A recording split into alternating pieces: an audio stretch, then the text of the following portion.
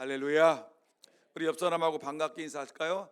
참 잘 오셨습니다. 은혜 받읍시다. 참 잘 오셨습니다. 은혜 받읍시다. 성도님을 교회에서 바라보니 복덩어리가 틀림이 없으십니다. 성도님을 교회에서 바라보니 복덩어리가 틀림이 없으십니다. 사랑하고 축복합니다. 사랑하고 축복합니다. 아멘.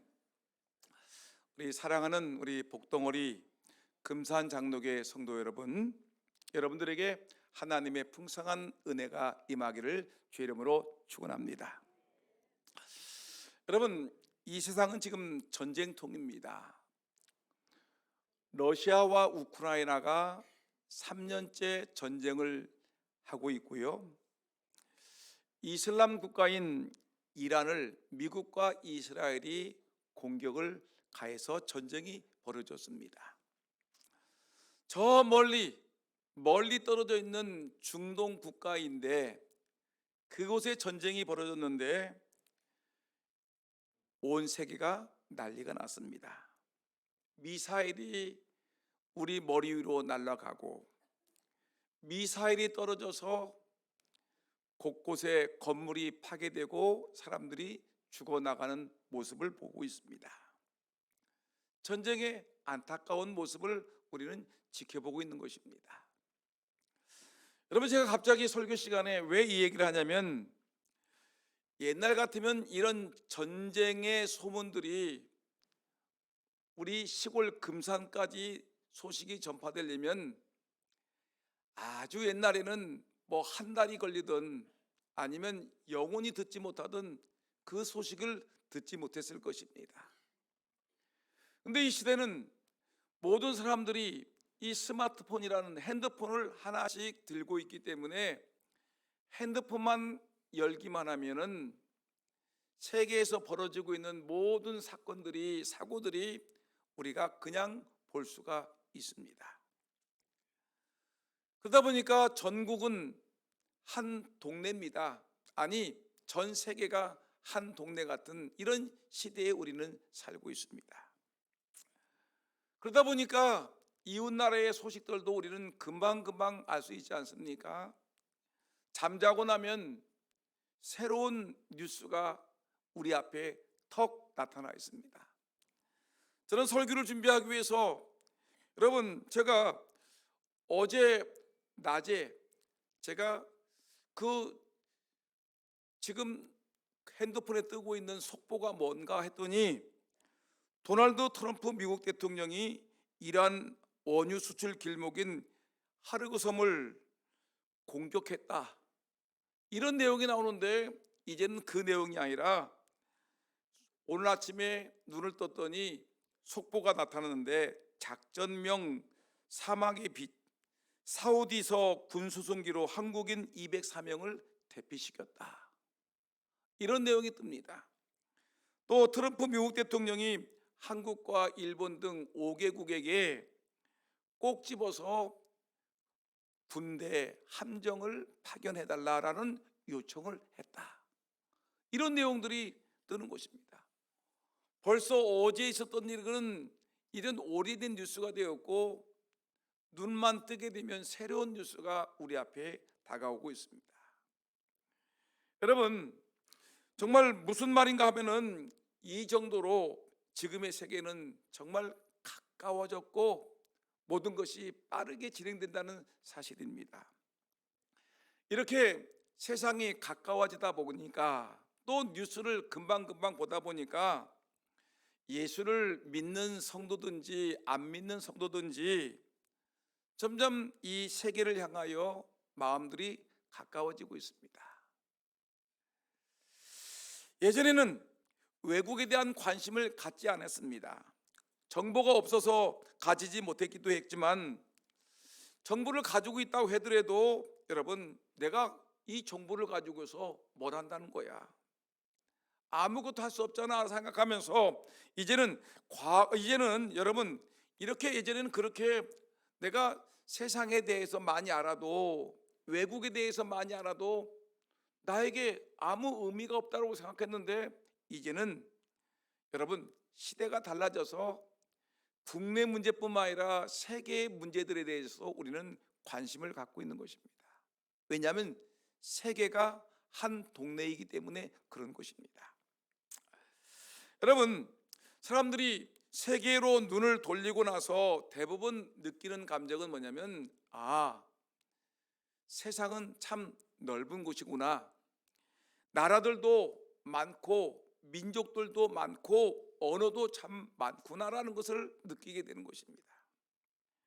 여러분, 이러다 보니까 한국교회는 점점 세계 선교에 대해서 관심을 가지게 되었습니다.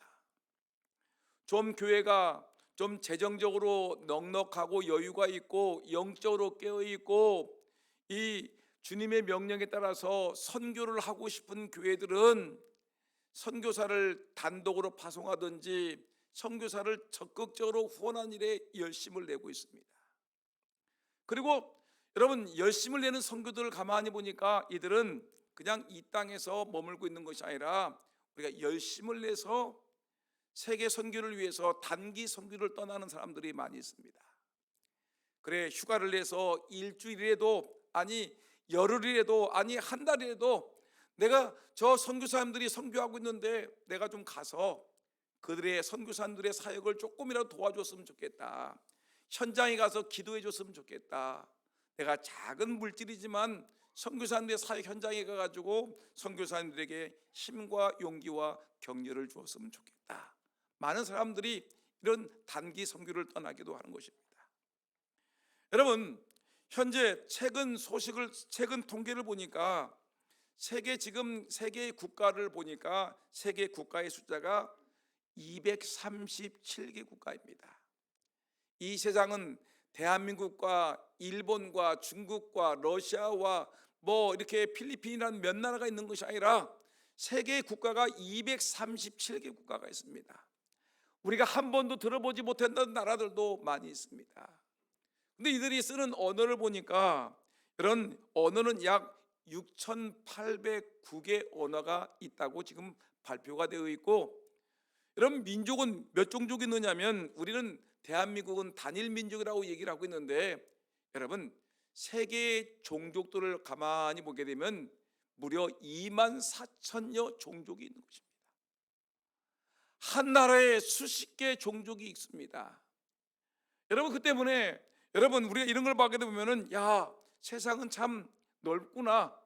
우리는 대한민국과 몇 나라만 알고 있었는데 세상은 237개국이 있고 민족이 무려 24,000 종족이 있고 언어가 우리는 대한민국 우리 한글만 알고 있는데 6,800개 정도의 언어가 존재하고 있다는 것을 우리가 알고 있지 않겠습니까? 여러분, 인구는 얼마나 될까요? 2026년 3월 현재 여러분 진행되는 우리 세계 인구를 보니까 약 82억 명인데 조금만 지나면 지금 84만 명 정도가 될 것입니다. 여러분 보세요. 지금 우리가 82억 명이라고 이렇게 얘기를 하고 있지만 지금부터 2000년 전 예수님이 활동하셨던 그 시대에 그 역사학자들이 그 조사를 해보니까 인구가 얼마냐? 예수님의 시대의 인구는 1억 6천만 명 정도 되었습니다. 여러분, 근데 이 놀라운 거를 내 통계를 보니까 2000년 전에 인구가 1억 6천만 명이었는데 이것이 배가 되는 3억 2천만 명이 될 때까지의 그 기간을 보니까 무려 1200년에 걸쳐서 여러분 이 인구가 1억 2천만 명이 늘어났습니다. 1억 6천만 명이 늘어서 1200년이 걸렸어요. 근데 여러분 깜짝 놀란 일이 있는데 3억 2천만 명에서 배가 되는 것이 6억 4천만 명인데 몇 년 걸렸냐면 반이 당겨져서 550년 만에 사람들이 인구가 6억 4천 명이 돼서 막 그냥 순식간에 빨라지는 거죠. 근데 6억 4천만 명에서 배가 되는 12억 8천만 명의 그 인구가 되는 것은 무려 140년 만에 이렇게 됐던 거예요. 그 다음에 그것이 또 배가 되는 것은 무려 70년 만에 인구가 아주 급격하게 기하급수적으로 늘어나는 것입니다. 여러분, 이렇게 인구가 지금까지 82억, 조금 있으면 83억이 될 텐데, 근데 이렇게 중요한 인구들을 가만히 보게 되면 우리가 섬뜩거리면서 생각해 볼 내용들이 많이 있다는 것입니다.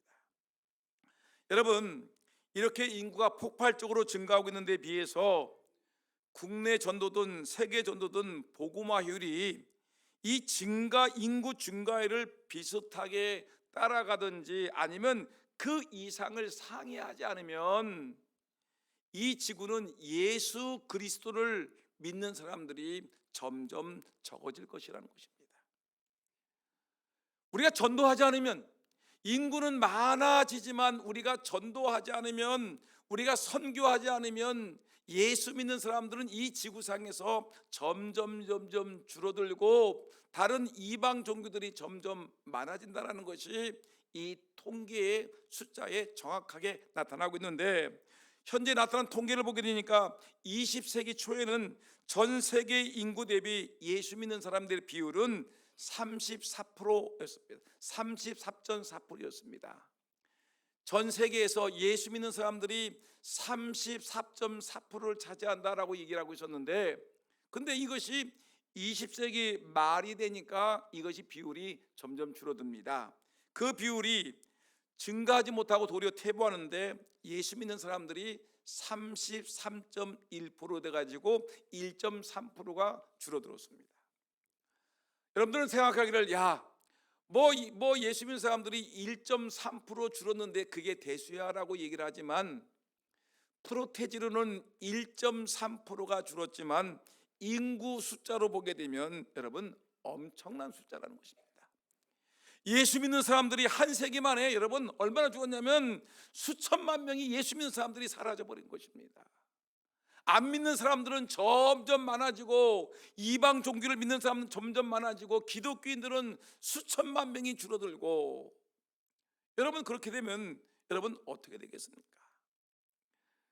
이런 수치를 바라보면서 우리는 느끼는 것이 뭐냐면, 우리는 이렇게 그냥 평안하다, 우리는 잘 지내고 있다, 우리 나라가 예수 잘 믿고 있는 교회가 되어 있고 우리 교회가 편안하고 안정되어 있으니까 우리만 잘 지내면 되겠지라고 생각해서는 안 되고요. 이럴 때 우리가 이 말씀을 들으면서 전도해야 되겠구나, 우리가 힘을 다해서 선교하는 일에 열심을 다해야 되겠구나라는 이런 도전의식을 받는 우리 모두가 돼야 된다는 사실입니다. 만일 현대 그리스도인들이 교회에 나와서 예배드리는 신앙생활을 하지만 전도나 선교에 대해서 깊은 관심을 갖고 있지 않으면 앞으로 이 세계는 얼마 가지 않아서 예수 믿는 사람들보다 예수 안 믿는 사람들이 훨씬 비율이 높아질 것이기 때문에 우리 하나님께 우리는 책임을 추궁받을 수밖에 없다는 것입니다. 구체적인 예를 들어보겠습니다. 자세한 통계들이 많이 있지만 설교 시간에 다 얘기할 수 없으니까 몇 가지만 얘기하게 되면, 선교신학 교수인 이현모 교수가 발표한 내용을 보니까 지금 이 땅에서 여러 종교가 있지만 가장 빠르게 급속도로 성장하는 종교가 하나 있는데, 그 종교는 뭐냐면 알라 신을 섬기는 이슬람교라는 것입니다. 이슬람교가 급속도로 팽창하고 있는데, 여러분 이거를 좀 더 구체적으로 수치를 보니까 지난 100년 동안에 기독교와 힌두교와 이슬람교가 얼마만큼 성장했냐면 많이 성장했습니다. 기독교는 지난 100년 동안에 362%가 성장했습니다. 여러분 엄청나죠? 362%가 성장했는데, 여러분 저 인도에 있는 힌두교를 보니까, 힌두교 제가 네팔도 가봤더니 힌두교가 많은데, 인도와 그 네팔 이런 주변에 있는 힌두교를 믿는 사람들은 힌두교는 무려 100년 동안에 387%가 증가했습니다. 엄청나게 증가했죠. 그런데 여러분 놀라지 마세요. 이슬람교는 기독교의 배가 되는 607%가 부흥했습니다. 그러면 이런 100년 사이에 기독교 인구는 점점 줄어들고 이 이슬람교가 무려 100년 사이에 기독교의 배가 될 정도로 600%가 증가했으면 여러분 어마어마하지 않겠습니까? 이런 걸 보면서 우리는 두려워해야 됩니다. 우리는 기도해야 됩니다. 어떻게 하면 우리 대한민국에, 아니 이 동네에 이슬람교가 막 쑥쑥 들어올 텐데 어떻게 하면 이 나라를 지킬 것이고 이 금산을 지킬 것인가, 우리가 기도해야 되지 않겠습니까? 그냥 우리끼리 찬송하고 우리끼리 기도하고 우리끼리 모여 있으면 모든 것이 다 되는 것이 아니라, 여러분 우리가 전도하고 선교하지 않으면 교회는 점점 힘을 잃고 이슬람교라든가 다른 이런 이단 세력들이 점점 교회를 삼켜 갈 것입니다. 금산을 삼킬 것이고 대한민국을 삼켜 나갈 것입니다. 그래서 선교학자 에밀 브루너가 이렇게 얘기를 했습니다. 유명한 말을 했죠. 뭐라고 했느냐면, 불꽃이 없으면 불이 존재할 수 없는 것처럼 선교, 전도가, 선교, 복음 전하는 것이 없으면 교회는 존재할 수 없다라고 얘기를 했습니다. 여러분, 이 말이 무슨 말이냐면, 선교라는 것이, 전도라는 것이 없으면 교회는 없다는 것입니다. 교회가 없으면 신앙도, 신학도, 찬양도 존재할 수 없는 것입니다. 여러분, 우리 금산 지역을 보고 이 충청남도의 이 논산 지역, 우리가 지금 금산에 있고 이 논산이 우리 바로 옆에 있는데, 이 지역들을 가만히 보니까 어떤 현상이 벌어지냐면, 제가 이 금산 장로교에 온 지 벌써 10여 년이 되는데, 근데 그 전에 제가 논산에 있는 교회들과, 제가 먼저 했던 교회들과 교회들이 축구 시합을 했습니다. 근데 그때 그 논산에 있는 교회들이 단독 교회가 젊은이들을 구성해 가지고 축구팀을 만들어 가지고 대전에 있는 저희 교회와 축구 시합을 했었어요. 근데 요번에 제가 논산에 가 가지고 알아봤더니 그 교인들이 80명 모이고 100명 모이고 120명 모인 교회들이 이제는 다 쪼그라들어가 10년 만에 교회들이 어떻게 되냐면 30명 모이는 교회 되고 40명 모이는 교회 되겠어요. 젊은 사람들은 다 떠나버리고 노인들만 남았어요. 노인들만 남았는데 그 노인들도 한 사람 한 사람 하나님이 부르시고 천국 가게 되면 남는 사람만 결국 20명, 30명, 그 당시에 80명, 100명, 120명 모였던 교회들이 이제 반 이상 줄어서 3분의 1도 안 남았어요. 교회가, 여러분, 선교하고 전도하지 않으면 여러분 교회라는 것은 존재할 수 없어요. 뭐 찬송이 어떠느니, 뭐 우리 찬양대가 어떠느니, 기도가 어떠느니, 예배가 어떠니, 그런 게 문제가 아니라 교회가 없으니까 예배도 드릴 수 없는 것이고 기도회로 모일 수도 없는 것이고, 여러분 아무것도 신앙생활을 할 수 없는 거예요. 여러분, 우리는 좀 더 심각한 모습으로 우리가 전도를 왜 해야 되는지, 왜 복음을 위해서 우리가 기도하고 우리가 헌금해야 되는지, 우리가 열심을 내야 되는지를 우리가 분명히 알아야 된다는 것입니다. 여러분, 한국의 선교 역사를 한번 생각해 보겠습니다. 한국에 기독교가 들어온 지가 벌써 약 140년이 되었습니다. 여러분, 이 한국이라는 나라, 조선이라는 땅은 은둔의 나라였었지요. 근데 이 복음을 들고 우리 선교사님들 들어와 가지고 이 조선 땅 가난하고 미천하고 냄새나고, 그리고 은둔의 나라 이 땅에 선교사에 들어와 가지고 이 땅을 완전히 변화시켰습니다. 기독교가 왕성한 마을마다 십자가가 세워지고, 마을마다 예배당이 세워지고, 마을마다 예수 믿는 사람들이 나타나서 하나님께 찬송하는 이런 나라가 되었습니다. 당시 한국은 정말 은둔의 나라였습니다. 그런데다가 대운군이라는 이 왕권을 갖고 있는 사람이 세국전쟁을 일으킴으로 인해서 나라의 문은 완전히 굳게 닫히게 되었습니다. 그러나 하나님은 이 땅을 그냥 놔두지 않았지요. 하나님은 선교사를 예비하셨고, 그들은 안락한 조국을 떠나서 미지의 땅이고 가난한 나라이고 은둔의 땅인 이 조선 땅으로 들어와 사람들이 몰려들어오게 된 것입니다. 이 선교사들은 갈 바를 알지 못하지만 하나님이 지시하신 이 땅으로 들어온 것입니다. 여러분, 이걸 여러분 알고 계십니까? 지금 우리나라는 뭐 5천만 명 뭐 이런 얘기를 하고 있지만, 지금부터 140년 전엔 우리나라 인구가 약 1,300만 정도 되었다는 통계가 있습니다. 근데 이때 우리나라의 그 중국의 선교사들이 와가지고 우리 중국 나라의 끄트머리에 붙어 있는 자그마한 나라 조선이라는 나라를 이들이 유심히 살펴보았습니다. 중국 땅부터 저 끄트머리에 조선이라는 땅이 있는데, 작은 땅인데 그 땅은 아주 가난한 땅이다. 그리고 이 땅에서는 왜 냄새가 이렇게 나는지, 아주 사람들이 너무너무 가난하게 살으니까 집안이 막 사람들이 뭐 아주 냄새가 막 나. 그 다음에 이 나라는 얼마나 차별이 심한지, 남자 여자 차별이 심하고 상놈과 양반의 그 직분 뭐 이렇게 계급의 차이가 있고, 아주 사람들이 뭐 키도 작고 볼품없는 사람들이 1,300만 명이 몰고 사는데, 이 사람들이 예수를 믿지 않는다라는 이런 선교사의 보고가 있었습니다. 여러분, 지금도 우리나라에 보게 되면 곳곳에서 세계 선교 보고대회가 있지 않습니까? 신학교에서도 선교대회가 있고, 큰 교회에서도 선교대회가 있고, 많은 선교대회가 있는데, 미국에서, 영국에서, 호주에서, 카나다에서 그 당시에는 그 교회들이 엄청난 큰 교회를 자랑했기 때문에, 수많은 사람들이 예수를 믿었기 때문에 사람들이 선교에 대한 관심이 많아가지고 곳곳에서 선교대회를 열었습니다. 선교회를 내려내는데 수많은 사람들이 막 선교에 대한 열정을 갖고, 이 선교사들이 선교복을 할 때마다 수많은 사람들이 참석했습니다. 근데 이때 한 선교사가 외쳤습니다. 내가 중국 땅을 갔다가 중국 땅에 가가지고 보니까 조선이라는 작은 땅이 있는데, 그 나라는 너무너무 가난한 나라다.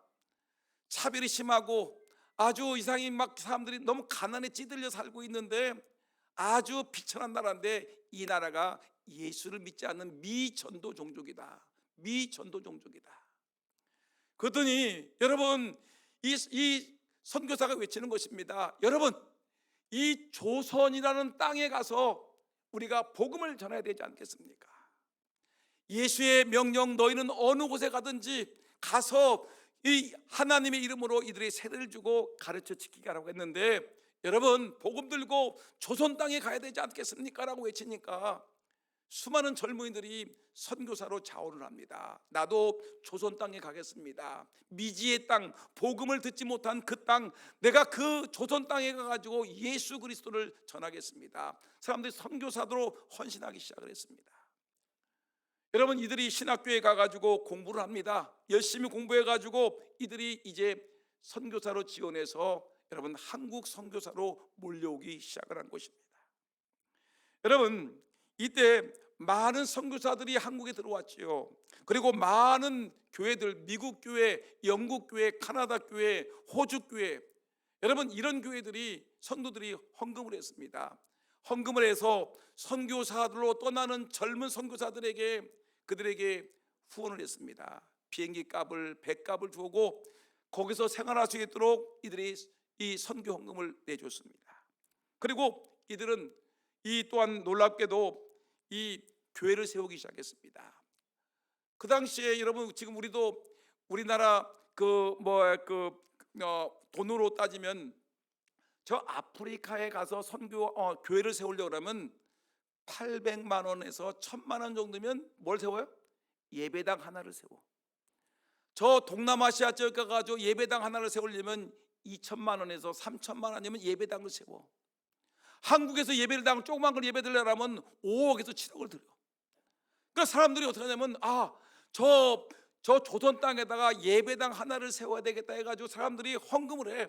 뭐 100만 원만 주면은 조선 땅에 뭐 예배당 하나 큰 걸 세운대.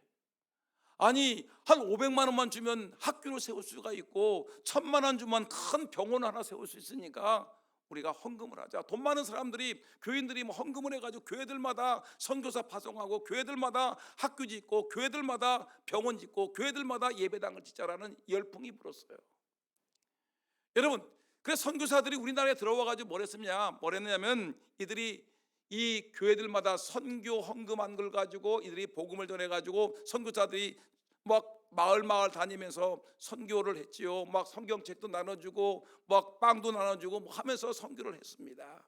그리고 교회들마다 선교사들이 예배당을 줘주기 시작했습니다.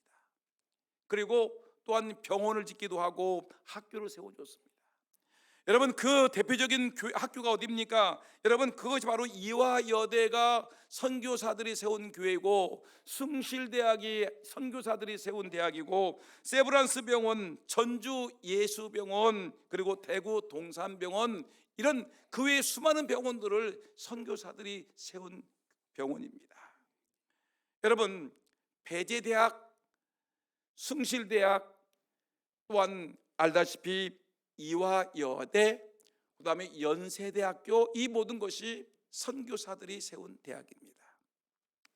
여러분, 우리가 예전에 우리 교회가 교인들이 단체로 우리 양화진 외국인 선교사 묘원을 다녀왔지요. 서울 마포구에 가게 되면 그 양화진에 외국인 선교사 묘원이 있는데, 거기에 가면 145명의 외국인 선교사와 가족들이 그곳에 묻혀 있습니다.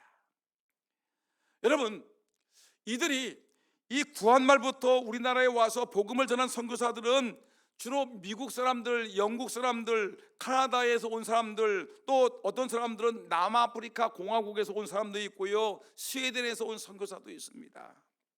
이들은 우리보다 더 잘 사는 사람이었습니다. 우리는 지질이 가난한, 조선 땅은 지질이 가난한 땅이었고, 그들은 굉장히 부자로 살고 있는 그 시대였습니다.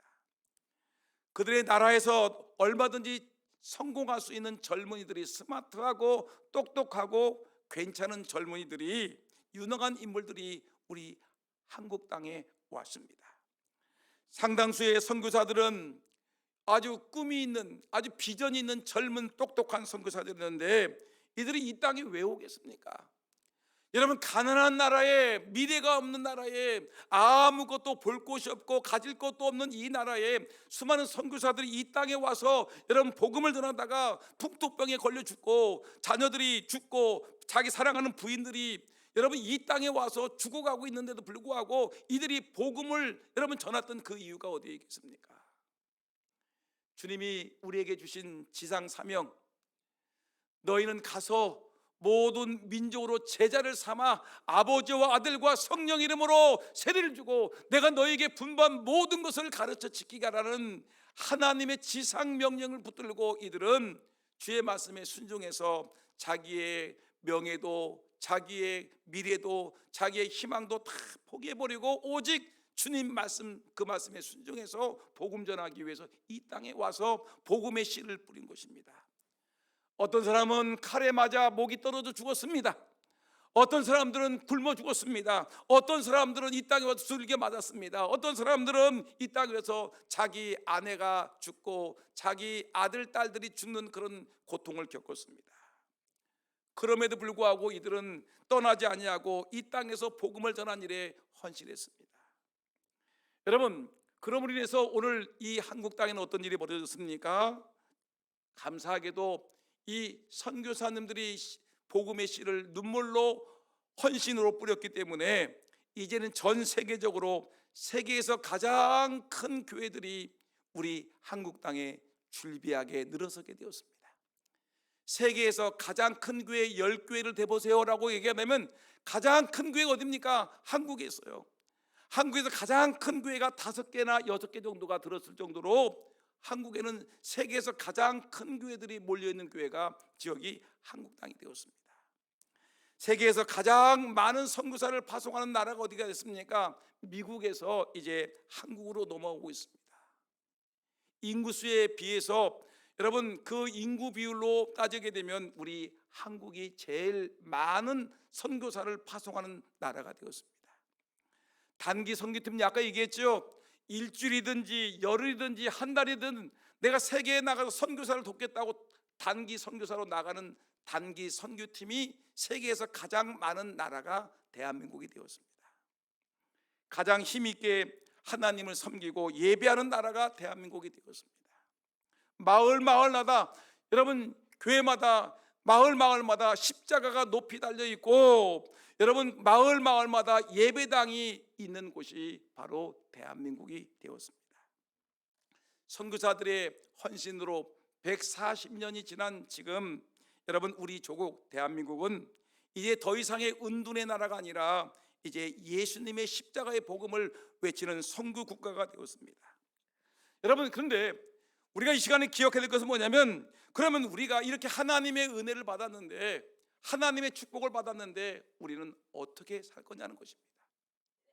여러분, 오늘 우리가 방금 읽었던 시편 67편 이 내용을 보게 되면 구구절절히 하나님께서 우리에게 원하시는 것이 무엇인지를 이 1절부터 7절까지 가득 차 있습니다. 시편 67편의 별명이 뭐냐면 이 선교의 시라는 것입니다. 시편 67편의 그 별명이 뭐라고요? 선교의 시인데, 여기 보게 되면 하나님이 열방을 향한 세 가지 소원이 들었습니다. 몇 가지 소원이요? 세 가지 소원이 있습니다. 어떤 사람은 네 가지 소원이라고 하는데 저는 세 가지 소원이 있다고 생각합니다. 가장 첫 번째 하나님의 소원이 뭘까요?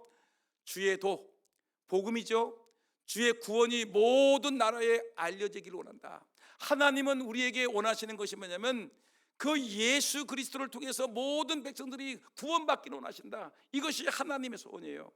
모든 우리 대한민국 사람만 아니라 저 아프리카에 있는 사람, 저 이란에 있는 사람, 저 중동 지역에 있는 사람, 저 북한에 있는 백성들까지 모든 백성들이 구원의 도를 알기를 원하신다, 소원하신다. 두 번째, 여러분, 구원의 도를 아는데 오늘 2절 말씀 보니까 한번 읽어볼까요? 시작. 주의 도를 땅 위에 주의 구원을 모든 나라에게 알리소서. 이것이 하나님의 첫 번째 소원이에요. 두 번째 소원이 뭐냐면 이 세상의 모든 사람들부터 찬송받기를 원하신다. 따라합시다. 하나님은 우리를 통해서 뭘 받기 원하신다고요? 찬송받기를 원하시는데 3절 말씀 한번 읽어볼까요? 3절 시작. 하나님이여 민족들이 주를 찬송하게 하시며 모든 민족들이 주를 찬송하게 하소서. 5절 말씀 읽어보겠습니다. 5절입니다. 하나님이여 시작. 하나님이여 민족들이 주를 찬송하게 하시며 모든 민족들로 주를 찬송하게 하소서. 하나님이 원하시는 것은 우리로 하여금 찬송받기 원하시는 거예요. 그 다음에 세 번째 우리 하나님이 원하시는 것은 뭐냐면 이 세상의 모든 사람들부터 뭐 받기 원하셔요? 예배 받기를 원하시는 거예요. 7절 우리가 하반절 말씀 한번 읽어볼까요? 시작. 땅의 모든 끝이 하나님을 경외하리로다. 이 경외라는 말은 여러 가지 뜻이 되겠지만 쉽게 얘기하면 예배하리로다. 땅의 모든 것이 하나님을 예배하리로다. 여러분, 이런 걸 볼 때 하나님의 세 가지 소원이 뭡니까? 주의 복음이 모든 열방에 퍼져나가는 것을 하나님은 원하신다. 두 번째, 하나님은 모든 백성들이 뭐 하기를 원한다? 찬송받기를 원하시고, 세 번째, 모든 세상 사람들로부터 뭘 받기 원하신다? 예배를 받기 원하신다. 여러분, 이게 선교하는 거예요. 선교. 저 아프리카에 있는 사람들도 우상 섬기지 않냐고 예수 십자가의 구원을 알고 구원받고 하나님을 찬송하고 예배하기를 하나님은 원하신다는 것입니다. 여러분, 우리 주변에 있는 많은 사람들이 예수를 모르고 있는데 이 사람에게 복음이 전파되어서 금산 사람 중에서 예수 믿지 않는 사람들이 예수를 믿고 하나님을 찬송하고 하나님을 예배하기를 하나님은 원하고 계신다는 거예요. 그래서 전도해야 되는 거고 저 세계를 향해서 복음을 전하는 선교사의 역할을 감당해야 되는 것입니다. 그러면 여러분, 시간이 없기 때문에 우리가 그러면 이렇게 하나님의 소원을 이루기 위해서 우리가 해야 될 일은 무엇입니까? 여러분, 여러 가지가 있겠지만 이 시간에 딱 한 가지만 얘기하려고 합니다. 우리가 선교를 위해서 빚진 자의 심정으로 우리가 전도해야 되는 것입니다. 무슨 심정? 빚을 준 자의 심정입니까? 빚진 자의 심정입니까? 빚진 자의 심정입니다. 내가 빚을 졌는데 빚을 안 갚으면 채무자가 쫓아오지 않겠습니까?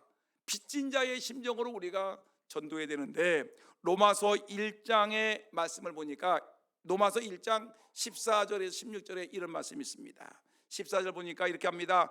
헬라인이나, 다 같이 시작. 헬라인이나 야만이나 지혜 있는 자나 어리석은 자에게 다 내가 뭐다?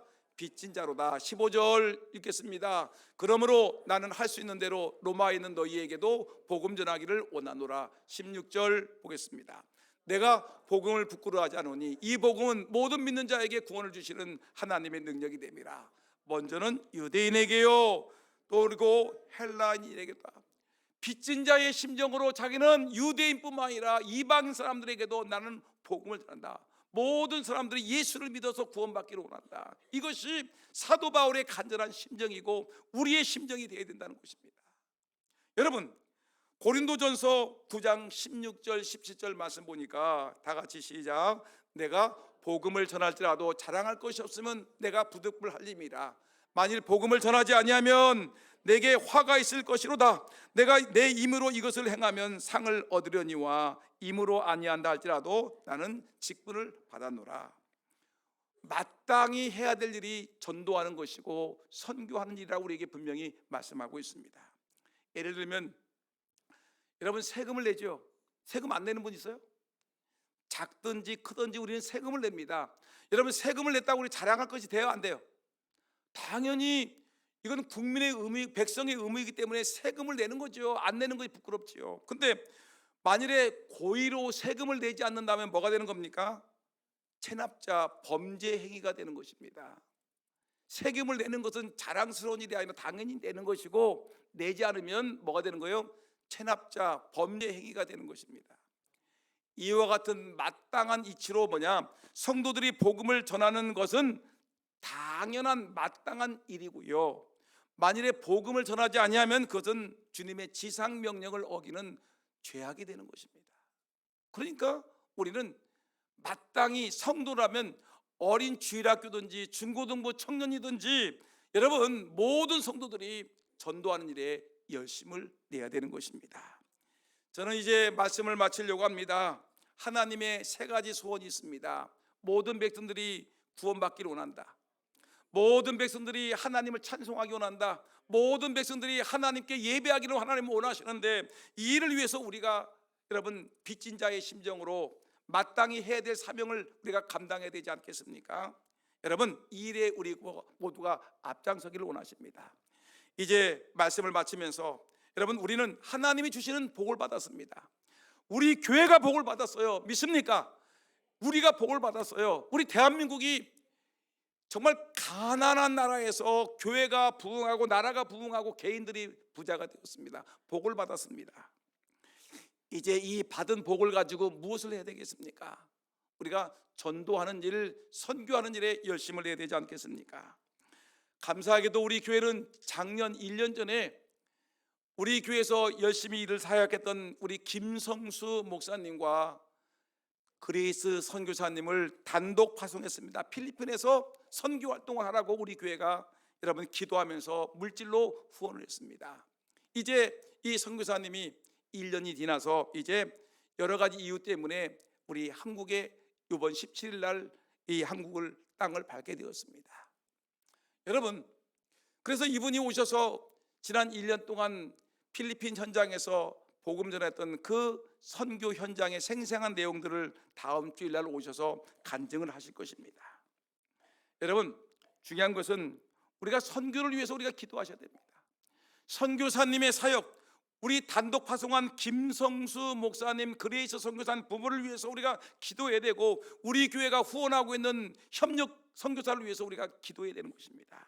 그리고 필리핀 현장에서 열심을 다해서 일하고 있는 이들을 위해서 우리가 물질로도 우리가 후원을 해야 됩니다. 예전에 우리 교회가, 우리 대한민국이 그렇게 가난할 때 영국에 있는 교회들이, 미국에 있는 교인들이, 또 저 카나다에 있는, 호주에 있는 교인들이 헌금해서 이 땅에 복음 전하도록 여러분 물질로 후원했고, 학교를 세웠고, 병원을 세웠고, 또 여러분 많은 일들을, 교회를 세웠습니다. 그와 같이 우리도 하나님께서 우리에게 복을 주었으니 이 복을 가지고 먹고 마시고 사치하고 여러분 노는 일에 쓰는 것이 아니라 우리가 작은 정성이지만 모아서 선교 헌금을 드려서 선교사들이 힘있게 복음 전할 수 있도록 우리가 힘쓰고 도와줘야 되는 것입니다. 그리고 이들을 위해서 기도해야 되는 것입니다. 선교사님들이 힘있게 담대하게 능력 있게 성령의 능력을 받아서 담대하게 복음 전할 수 있도록 기도하셔야 되겠고, 물질로 작은 물질이지만 여러분 우리가 하나님께 드려서 그것을 모아서 필리핀 선교를 위해서 우리가 쓸 수 있도록 협력하는 것이 마땅한 일입니다. 빚진 자의 심정으로 마땅한 삶의 모습으로 하나님께 선교에 헌신하는 저와 여러분 모두가 되기를 예수님 이름으로 축원합니다. 기도하겠습니다. 하나님 아버지 감사합니다.